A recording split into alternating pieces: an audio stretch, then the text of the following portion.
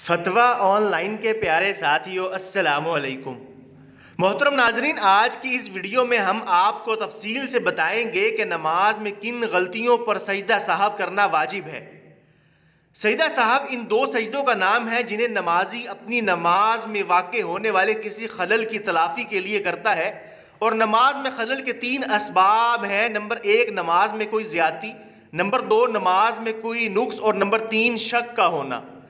नमाज के दौरान नमाज के वाजिबात में से कोई वाजिब भूले से छूट जाए या किसी वाजिब को 2 मरतबा अदा किया हो, किसी वाजिब को उसके महल से मौखर कर दिया हो या फ़र्ज़ की अदायगी में ताख़ीर हुई हो, तो इन तमाम सूरतों में सजदा साहब लाजिम हो जाता है।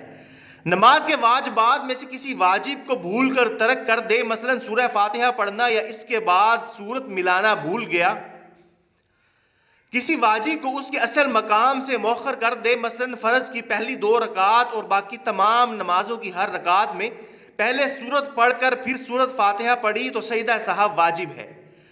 किसी फ़र्ज़ या वाजिब के अदा करने में एक रुकन की मिकदार ताख़ीर कर दी, मसलन कादा उला में अत्तहियात पूरी पढ़ने के बाद एक रुकन की मिकदार खामोश बैठा रहा और तीसरी रकात के लिए क़याम में ताख़ीर कर दी। किसी वाजिब को 2 मरतबा अदा करे, मसलन फ़र्ज़ की पहली 2 रकातों में से किसी रकात में सूरह फातिहा मुकम्मल या इसका अक्सर हिस्सा 2 बार पढ़ लिया, तो सजदा साहब वाजिब होगा। किसी वाजिब को तब्दील कर दे, मसलन ज़ोहर और असर की नमाज में किरात जहरन यानी ऊंची आवाज़ से की, या मगरिब और इशा की और फजर की नमाज में किरात आहिस्ता आवाज़ में की। किसी फ़र्ज़ या वाजिब को उसके असल मकाम से मुक़द्दम कर दे, मसलन रकू से पहले सजदा कर ले।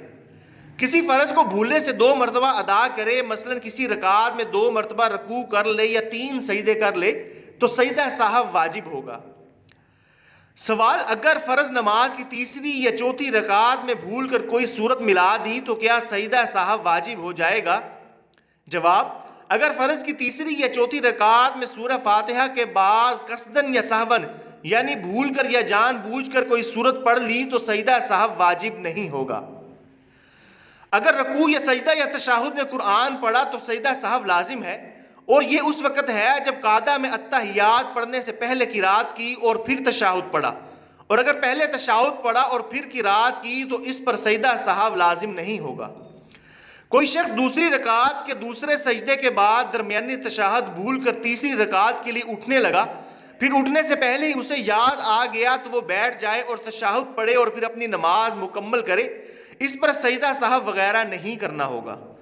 और अगर उठने के बाद पूरी तरह खड़ा होने से पहले याद आया तो लौट कर बैठ जाए और तशाहुद पढ़े, फिर नमाज पूरी करके सलाम फेर दे और फिर सजदा साहब करे और सलाम फेरे।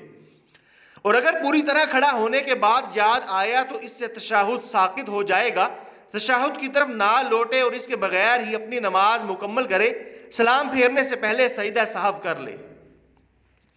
एक शख्स ज़ोहर की नमाज पढ़ता है, किसी रकात में इसे शक होता है कि वो दूसरी है या तीसरी, लेकिन इसका रुझान इस तरफ है कि वो तीसरी रकात है और वो इसे तीसरी करार देकर इसके बाद एक रकात और अदा करे और सलाम फेरे और फिर सजदा साहब करे और सलाम फेर दे।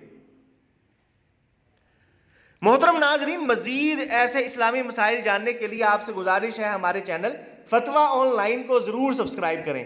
अगर आपको हमारी आज की ये वीडियो पसंद आई तो लाइक का बटन ज़रूर दबाएं। अगली वीडियो तक के लिए फतवा ऑनलाइन को इजाज़त दीजिए।